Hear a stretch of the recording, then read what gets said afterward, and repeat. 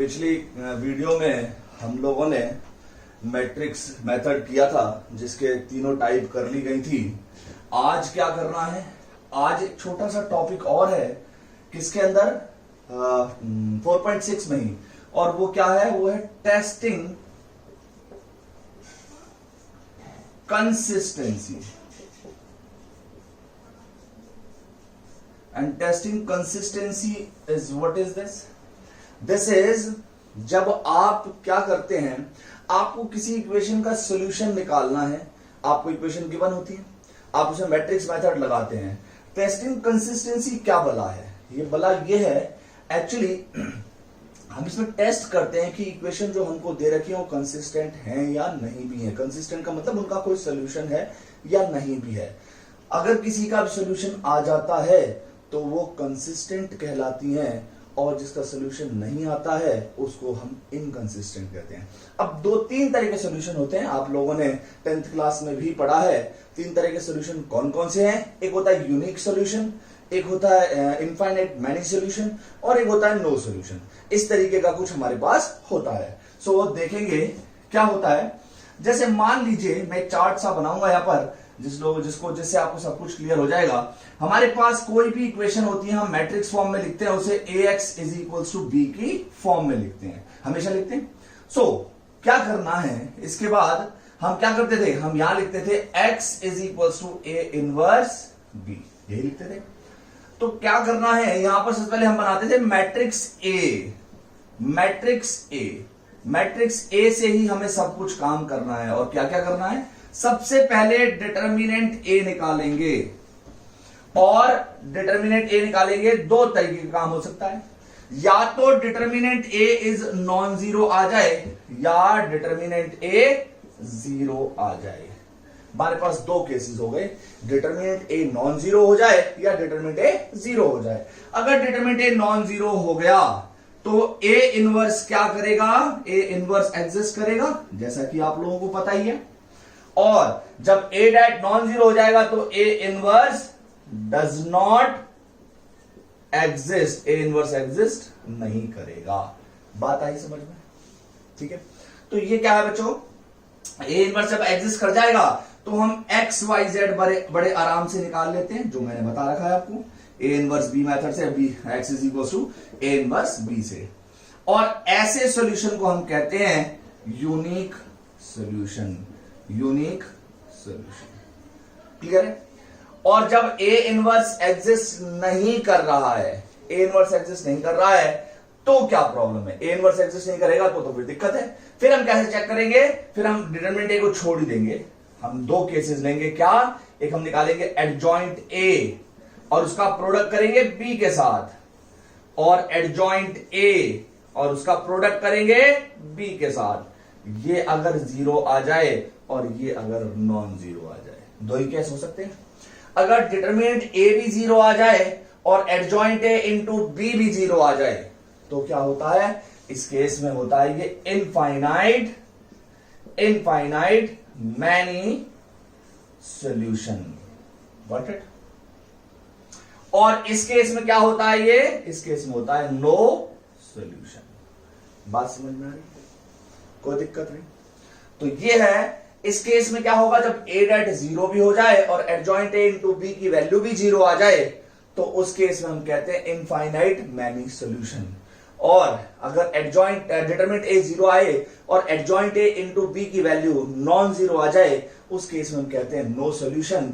और इसको जब इनफाइनाइट मैनी सॉल्यूशन है या यूनिक सॉल्यूशन है तो हमारा केस क्या हो जाएंगे, इन दोनों केसेस में कुछ ना कुछ सॉल्यूशन है ना, तो इन दोनों केसेस के लिए हम कहते हैं कंसिस्टेंट, और इस अकेले केस के लिए क्या कहते हैं, इनकंसिस्टेंट।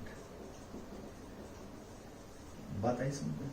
जब सॉल्यूशन आना ही नहीं है तो उसको हम कहते हैं इनकंसिस्टेंट, और जब कोई भी सॉल्यूशन आए, चाहे यूनिक सॉल्यूशन आए चाहे इनफाइनाइट मैनी सॉल्यूशन आए, उसको कहते हैं हम कंसिस्टेंट। ओके, एक दो बातें और साथ साथ बतानी है।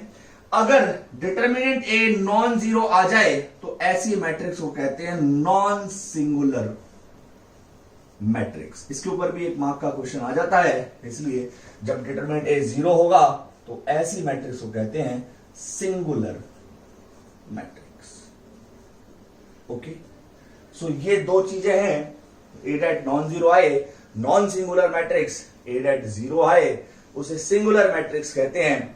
जब A inverse A that non zero होगा तो ऑब्वियस ही बात है ऐसे मैट्रिक्स को इन्वर्टिबल भी कहते हैं। इन्वर्टिबल मींस जिसका इनवर्स एग्जिस्ट करता है, और वो नॉन इन्वर्टिबल होती है जिसका इनवर्स एग्जिस्ट नहीं करता है। तो ये सारा का सारा आपका चार्ट है, इस तरीके से आप ये काम करेंगे तो ये कंसिस्टेंसी है। अगर एक्स वाई जेड अगर यूनिक सॉल्यूशन या इनफाइनाइट मैनी सॉल्यूशन आता है तो उसे हम कंसिस्टेंट कहते हैं, और अगर नो सॉल्यूशन आता है तो उसे इनकंसिस्टेंट कहते हैं।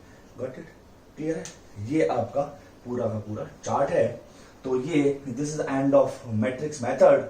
Now I will start with the properties of determinant, and which is very important, very important. I will tell you about the properties, and question we will do in next video or later.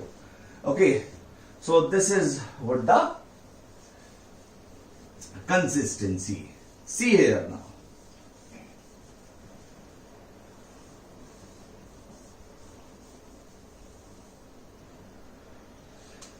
Now, properties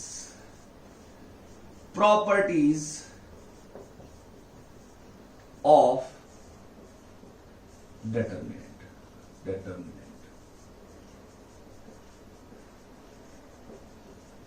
Properties of determinant. See here now. What is this? Properties of determinant. Now, वैसे तो 7 properties हैं, पर मैं आप लोगों को 5 property में ही सब कुछ करा दूंगा। बड़े आसानी से आराम से समझनी है। पहली प्रॉपर्टी क्या है? If either a row or a column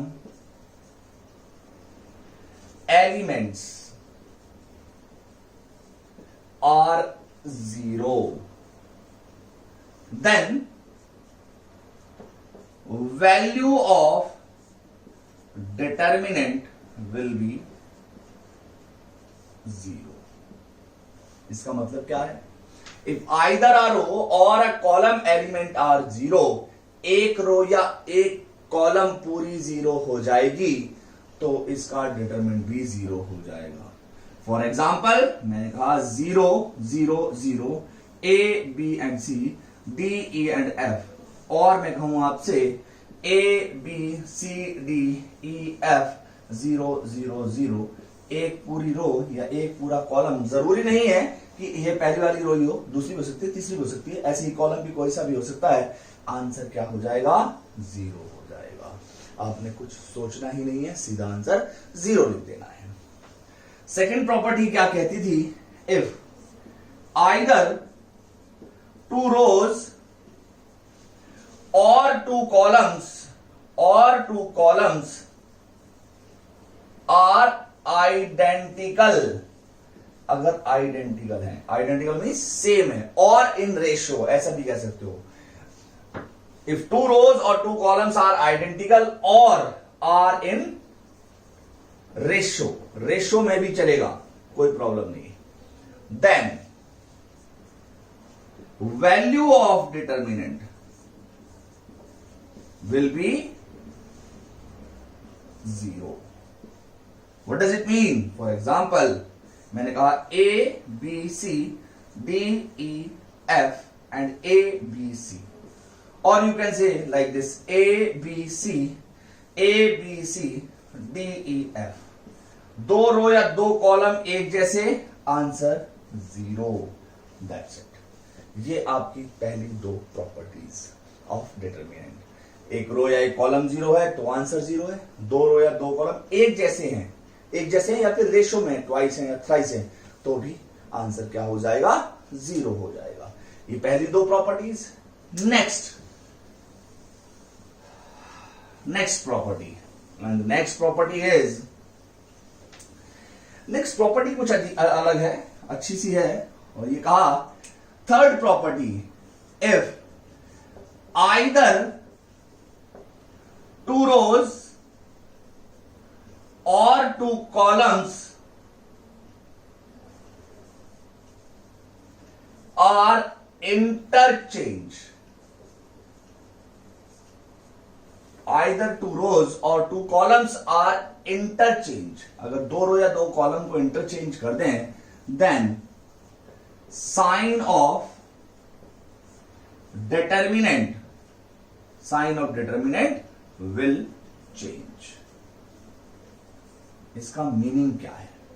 इसका मीनिंग ये है, फॉर एग्जाम्पल मैंने कहा यह A B C D E F L M N N. अगर मैं चाहता हूं कि इस रो को यहां लाना है और इस रो को यहां ले जाना है, तो इफ आई राइट R1 और R3 इंटरचेंज, तो क्या होगा? पहले आप साइन चेंज करेंगे, माइनस साइन पुट करेंगे, and we get L M and N D E and F and A B C। Remember this, जब भी रो या अगर मैं दोबारा से कुछ चेंज करता हूं, मैं इन दोनों कॉलम्स को चेंज कर देता हूं इंटरचेंज। मैंने क्या किया? C2 और C3 को इंटरचेंज कर दिया है, तो ये माइनस और माइनस फिर प्लस बन जाएगा। ठीक है, ये प्लस बन जाएगा L D A N F C and M E B। Remember this, जितनी बार भी आप रो या कॉलम, दो रो या दो कॉलम को इंटरचेंज करेंगे, उतनी ही बार आपके साइन चेंज होते चले जाएंगे। बात समझ में आ रही है? क्लियर है? कोई प्रॉब्लम नहीं है? ये है आपकी थर्ड प्रॉपर्टी। ये तीसरी प्रॉपर्टी है जो आपको याद रखनी है। Okay, so these are three properties. Fourth properties को हम थोड़ा एग्जांपल से ही समझेंगे। फोर्थ प्रॉपर्टी ध्यान से देखनी है। ये है third property and fourth one. Fourth property कुछ ऐसी है, किसी भी, जब मैट्रिक्स में से, पूरे मैट्रिक्स में से कुछ कॉमन होता था तभी वो कॉमन आता था, लेकिन डिटरमिनेंट में ऐसा नहीं होता है। डिटरमिनेंट में किसी रो में या किसी एक कॉलम में कुछ कॉमन है तो वही चीज कॉमन आ जाएगी। फॉर एग्जाम्पल फोर्थ प्रॉपर्टी भी यही है। मैंने कहा कि एक डिटरमिनेंट है के ए, के B and K C, L M and N, D E and F. यहां इस पूरी रो में एक के कॉमन है, इस पूरी रो में एक के कॉमन है, चाहे वो वेरिएबल हो चाहे वो कांस्टेंट हो, कुछ भी हो कॉमन आ जाएगा। उसे मैंने बाहर निकाल लिया। ये आ गया A B C L M and N D E and F. Okay, अगर मान लीजिए के यहां पर भी होता तो क्या होता? एक के यहां से कॉमन आता और एक के यहां से कॉमन आता, तो वी गेट के स्क्वायर। आई बात समझ में? And like this. ओके, यहीं से वो फॉर्मूला आया है कि ए का determinant is equal to K to the power and determinant A. Remember, see here one more. एक और चीज देखते हैं इसी में। मान लीजिए मैंने आपसे कहा, एक एग्जांपल लिया मैंने और लिखा मैंने के ए, के B and K C, K L and K D, M and N, E and F, like this. अब कितने के कॉमन आएंगे? एक के मैंने अगर यहां से कॉमन ले लिया तो कॉलम वाइज कॉमन नहीं आएगा, और अगर मैंने कॉलम वाइज कॉमन ले लिया तो रो वाइज नहीं आएगा, तो एक ही के कॉमन आएगा। तो एक के अगर मैंने रो वाइज कॉमन लिया है तो ये आया ए बी सी, ये आएगा K L K D, M and N, E and F, like this. Okay, and similarly अगर मैं कॉलम वाइज कॉमन ले लेता तो रो में से कॉमन नहीं आना था उसको। तो रिमेंबर कि एक रो या एक पूरे कॉलम में से कुछ भी चीज कॉमन आ सकती है, अगर वो चीज कॉमन है। हाँ, डिफरेंट डिफरेंट भी आ सकती है। मान लीजिए मैं एक एग्जांपल और लेता हूं।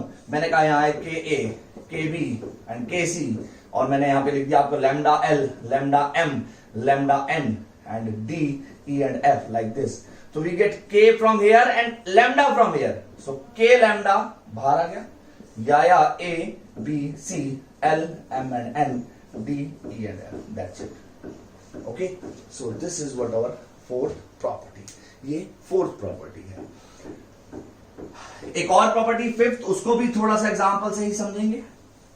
फिफ्थ प्रॉपर्टी, प्रॉपर्टी 5, और मैं 5 ही प्रॉपर्टी सब कुछ करा देंगे आप लोगों को, और कुछ नहीं करना है। प्रॉपर्टी 5, इसको भी एग्जांपल से समझेंगे। This is if is A plus B, B plus C and C plus A, D E L M N O, ऐसे। तो we can break this column.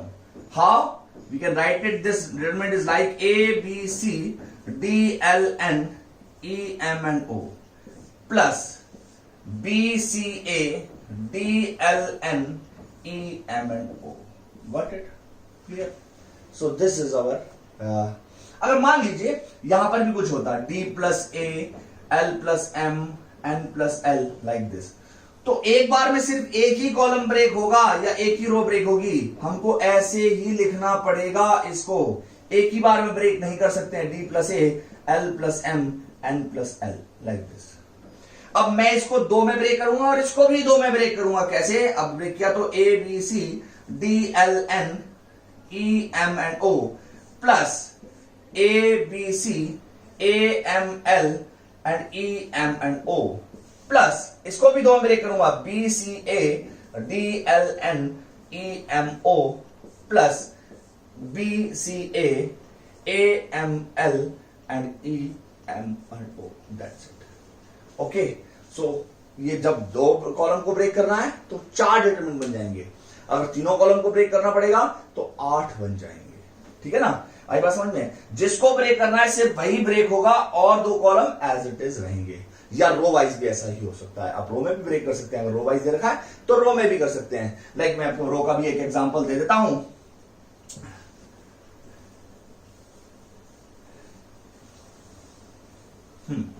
For example मैंने एक और लिया, मैं लिखा A plus B B plus C and C plus A D E L M N N L E M N O like this. Okay, if want to break the row, we can break the row A B C D E L M N N O। एक ही रो जिसको break करना है सिर्फ वही break होगी और बाकी दोनों को रो एज इट इज रहेंगी। या B C A D E L M N N O। That's it. This is whatever। लेकिन याद रखना है हम यहां से यहां नहीं जा सकते हैं, लेकिन हम यहां से यहां आ सकते हैं, ब्रेक कर सकते हैं, दो को जोड़ नहीं सकते हैं। डिटरमिनेंट कभी ऐड नहीं होते हैं क्योंकि डिटरमिनेंट की अपनी अलग अलग वैल्यूज होती हैं, तो ये ऐड कभी नहीं होंगे, ये ब्रेक जरूर हो सकते हैं। This is all about the properties of determinant. Properties determinant में इतना ही काम है, ध्यान से देखना है और समझना है। इन सब मैं इतने ही 5 ही प्रॉपर्टीज से आपको सारे क्वेश्चन करवा दूंगा। इसमें 2 तरह के क्वेश्चन है एक्चुअली, और 2 तरह के क्वेश्चन कैसे हैं? एक तो है without expanding, only using determinant, properties of determinant, and one is like आपको यूजिंग प्रॉपर्टीज, आपको कुछ शो करना होगा तो आपको किसी ना किसी स्टेज में जाके उसे जरूर ही जरूर क्या करना पड़ेगा? एक्सपेंड करना पड़ेगा। एक्सपेंड तो उसकी वैल्यू निकालनी पड़ेगी। लेकिन यहां पर 2 टाइप के क्वेश्चन है और दोनों टाइप के क्वेश्चन हम करेंगे। एक तो पहले आपकी जो एनसीईआरटी में 4.2 एक्सरसाइज है, जो आपकी एनसीईआरटी में दिया हुआ है, वो पहली एक्सरसाइज जो पहले 6 क्वेश्चंस हैं उसमें विदाउट एक्सपेंडिंग है। विदाउट एक्सपेंडिंग मींस जो भी दे रखा है वैसा का वैसा ही काम करना है, आपको उसी से ही जीरो प्रूव करना, उसी से ही प्रूव करना है जो भी कुछ दे रखा है, एक्सपेंड कहीं नहीं करना है। लेकिन क्वेश्चन नंबर 7 ऑनवर्ड्स आपके कैसे हैं, उसमें कहीं ना कहीं आपको प्रॉपर्टीज का यूज तो करना ही करना है, लेकिन कहीं ना कहीं आपको उसको कहीं ना कहीं एक्सपेंड करना पड़ेगा। दूसरा काम क्या है? दूसरा काम यह है कि आप क्या करेंगे, एक यहां पर भी वही काम करना है जैसा आप मैट्रिसेस में करा करते थे, ऑपरेशन लगाते थे। यहां पर भी ऑपरेशन ही लगाने हैं, ऑपरेशन। लेकिन वहां एक आपके ऊपर कॉन्स्टेंट था, वहां पे एक लिमिटेशन थी कि अगर आपने रो पर स्टार्ट कर दिया है तो रो पर ही ऑपरेशन लगाना है, कॉलम पे स्टार्ट कर दिया तो कॉलम पर ही लगाना है। लेकिन यहां कोई ऐसी रिस्ट्रिक्शन नहीं है। आपको क्या करना है, आप रो पे लगाना चाहते हो, अगला ऑपरेशन कॉलम पे लगाना चाहते हो, यू कैन, आप यहां पर कुछ भी कर सकते हो। लेकिन हाँ, वही 2 काम जो आपको बताए थे मैट्रिसेस में, जिसने नहीं देखा मेरी पहली वीडियोस देखी, उसमें मैंने आप लोगों को बताया था उसमें ये बताया था मैट्रिसेस की वीडियो में आप लोगों को ये बताया था क्या कि आप जब ऑपरेशन लगाएंगे तो आप 2 तरह के ऑपरेशन नहीं लगाएंगे सिर्फ। कैसे? एक तो आप ये नहीं करेंगे R1 पे मैंने लिख दिया R1 प्लस ए कांस्टेंट, या आप एक काम ये नहीं करेंगे R1 पे ये 0 R1 और R1 पर आपने कर दिया R1 अपॉन में 0। आप 0 से मल्टीप्लाई डिवाइड नहीं करेंगे एंड कांस्टेंट को ऐड एंड सब्ट्रैक्ट नहीं करेंगे। ये 2 काम नहीं करेंगे, बस 2 ऑपरेशन नहीं लगाएंगे। लेकिन यहां पर आपके पास लिबर्टी किस चीज की है कि पहला ऑपरेशन आपने रो पर लगाया तो आप दूसरा कॉलम पर भी लगा सकते हो, कोई प्रॉब्लम नहीं है। और पहला कॉलम पे लगा दिया, दूसरा रो पे लगा दिया, कोई भी प्रॉब्लम नहीं है। एक बार रो पे लगाइए, फिर कॉलम पे लगाइए, फिर रो पर लगा दीजिए, कोई भी दिक्कत नहीं है। एक छोटा सा एग्जांपल लेता हूं मैं और फिर क्वेश्चन हम नेक्स्ट वीडियो में करेंगे। अच्छे अच्छे से क्वेश्चन जो है, एक क्वेश्चन ले लेता हूं मैं, 4.2 एक्सरसाइज में है और अच्छा सा क्वेश्चन है। सारे क्वेश्चन ही अच्छे हैं 4.2 के, तो एक बात ये समझ के रहिए। जैसे मान लीजिए फॉर एग्जांपल, देखिए मैंने कहा था आप लोगों को कि कैसा है, दो तरह क्वेश्चन है, या एक तो है विदाउट एक्सपेंडिंग और एक है यूजिंग प्रॉपर्टीज ऑफ डिटरमिनेंट। तो क्या करेंगे, आपको देखा determinant X Y Z A B C, X plus A Y plus B and Z plus C, आपको शो करना है जीरो आएगा। देखो there are so many methods, मैं आपको बताता हूं। उसने कहा है विदाउट एक्सपेंडिंग, एक्सपेंड नहीं करना है कहीं पे भी जाके। जीरो शो करने के दो तरीके थे, या तो एक रो या एक कॉलम पूरा जीरो आ जाए, या क्या था दूसरा तरीका, दो रो या दो कॉलम एक जैसे आ जाए। तो हमारे पास दोनों तरीके हैं। क्या कर सकते हैं, अगर मैं इन दोनों को ऐड कर दूं, देखिए अब की बार क्या है, कॉलम्स हैं, तो मैंने दोनों को ऐड कर दिया। C1 पर मैंने क्या कर दिया, C1 प्लस C2। ध्यान रहे, जब आप रो पर ऑपरेशन लगाओगे तो ये तीनों चेंज होंगे, जब आप कॉलम पे लगाओगे तो ये तीनों चेंज होंगे। ओके, इस पर लगाया, C1 पर लिखा x plus A Y plus B and Z plus C, लिखा A B C, x plus A Y plus B and Z plus C, दो कॉलम एक जैसे, आंसर 0। तो ये जरूरी नहीं है कि मैंने जो ऑपरेशन लगाया सिर्फ यही एक इसका तरीका है, बहुत सारे तरीके हैं। देखिए इसको मैं अगर यहां माइनस कर दूं तो भी तो बात बन जाएगी। C3 पर मैंने क्या कर दिया, C3 माइनस C2, क्या लिखूंगा, x y z a b c, इसको यहां माइनस किया तो क्या बचा, x y z, दो कॉलम एक जैसे, आंसर 0। ऐसा भी तो कर सकते हैं, इसको यहां माइनस कर दूं, तो there is no particular method for this. आपका मन है, आप ऑपरेशन लगाइए, कैसे लगा सकते हो, कितना एक्सप्लोर कर सकते हो। एक और देखिए, एक और तरीका देखिए, मैं इसको ब्रेक भी तो कर सकता था, प्रॉपर्टी 5 भी तो लगा सकते थे इसमें। प्रॉपर्टी 5 लगाए तो क्या आएगा, X Y Z, so A B C X Y Z plus this is X Y Z A B C and A B C, that's it. दो कॉलम एक जैसे, आंसर 0, दो कॉलम एक जैसे, answer 0, so answer 0। So there are so many methods to do a single question, ठीक है।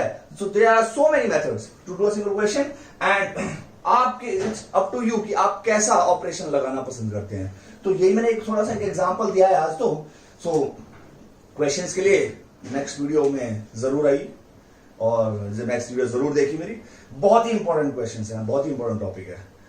Till then take care.